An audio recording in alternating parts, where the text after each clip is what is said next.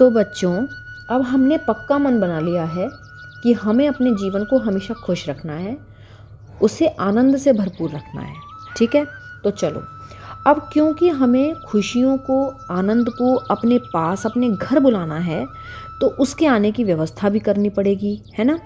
जैसे आप किसी मेहमान को बुलाते हो तो आप अपने घर को व्यवस्थित करते हो, उसे साफ़ सुथरा करते हो, फिर उसके बैठने की व्यवस्था करते हो, फिर उसके पसंद का खाना बनाते हो ताकि उसे हमारे घर आकर अच्छा लगे।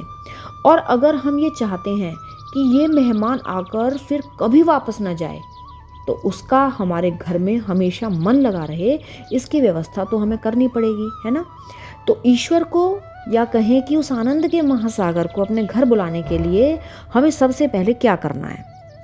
सबसे पहले हमें अपने घर के उस कोने को साफ सुथरा बनाना होगा जहाँ रहना प्रभु को सबसे प्रिय है, जहाँ प्रभु हमेशा विराजमान रहेंगे, जहाँ हमेशा अपना आसन डालकर बैठे रहेंगे। आपको पता है प्रभु को रहने के लिए सबसे प्रिय जगह कौन सी है?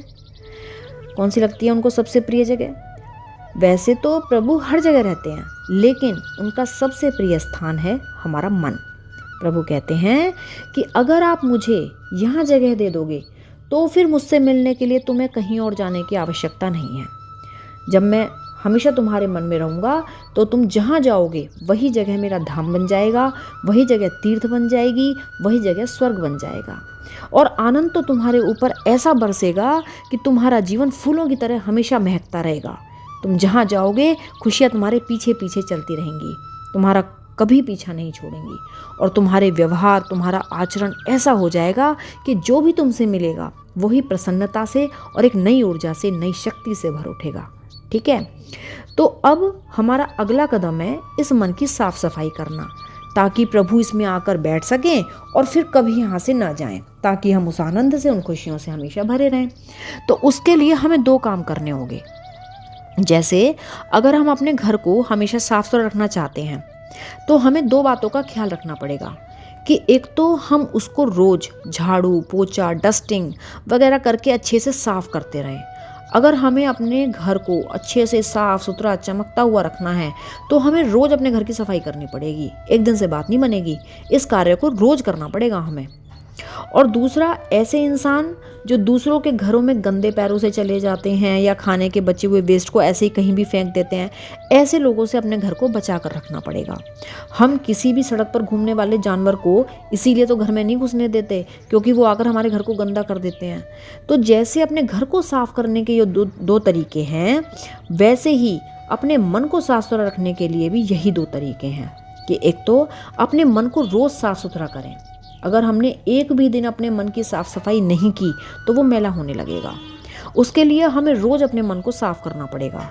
और दूसरे, ऐसे लोग जो हमारे मन को कभी भी आकर गंदा कर देते हैं, ऐसे लोगों से अपने मन को बचा कर रखना पड़ेगा। अगर ये 2 तरीके हम अपनाएंगे तो हमारा मन हमेशा साफ सुथरा रहेगा और फिर हमें भगवान को बुलाने की ज़रूरत नहीं पड़ेगी।